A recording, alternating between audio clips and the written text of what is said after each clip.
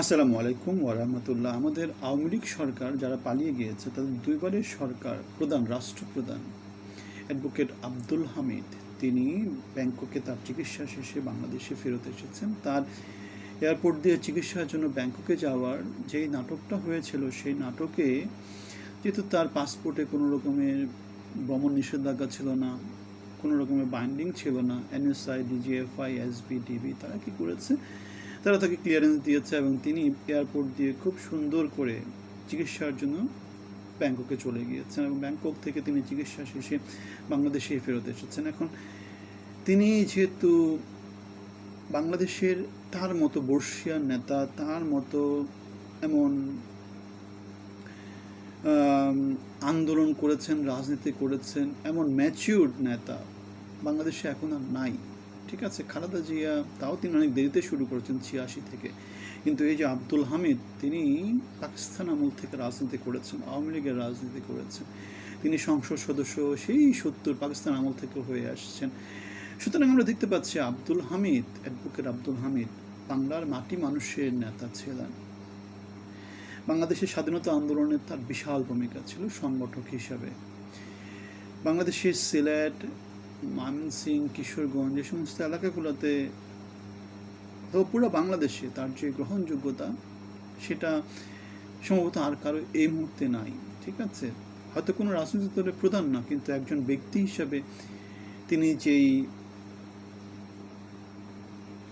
সূর্য বীর্য যে ধারণ করেন, বাংলাদেশের জন্য ত্যাগগুলো, কেন বারবার সংসদ সদস্য হওয়া তো এত সোজা না, এত সোজা না। দলের সাপোর্ট নেওয়ার পরেও জনগণের ভোট লাগে, মেজরিটি ভোট লাগে, বেশিরভাগ লোক তাকে ভালো বলে, বেশিরভাগ লোক যদি তাকে ভালো বলে, তিনি ভালো, তিনি ভালো। আল্লাহ যে মানুষের স্বর্গ নরক নির্ধারণ করে দেন, সেটা কীভাবে? মানুষের মূল্যায়ন থেকে। বেশিরভাগ মানুষ কাকে ভোট, মানে কাকে ভালো বলে, কাকে খারাপ বলে। আর হামিদকে আপনি কেন খারাপ বলবেন?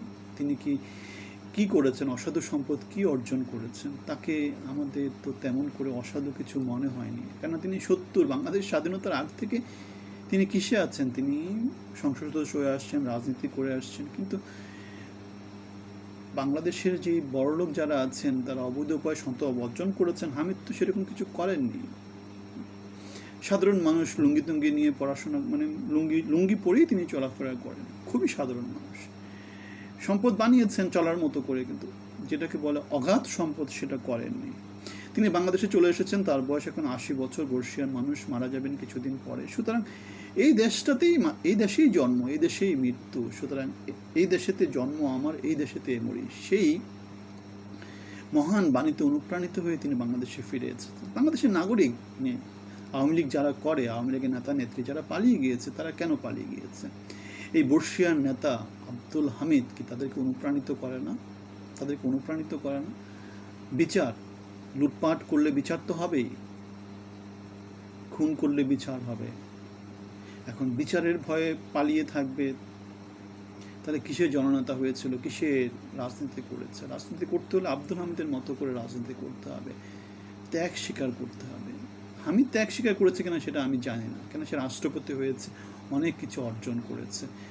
তার যেই ভাষণগুলো আমরা দেখতাম আর কি বিভিন্ন কনভোকেশনে, সেখানে আমরা দেখেছি অনেক সাধারণ একজন মানুষ ছিল, সে তুলনায় তার অর্জনটা কম না, রাজনীতি করেই তার এই অর্জনটা হয়েছে। সুতরাং রাজনীতির প্রতি তার একটা ভক্তি শ্রদ্ধা থাকবে, আওয়ামী লীগের প্রতি তার একটা ভক্তি শ্রদ্ধা থাকবে, এবং সেই ভক্তি শ্রদ্ধার উপর ভিত্তি করে তার প্রতি আমাদের ভক্তি শ্রদ্ধা আছে। আপনাদের মতামত জানাবেন, ভালো থাকবেন।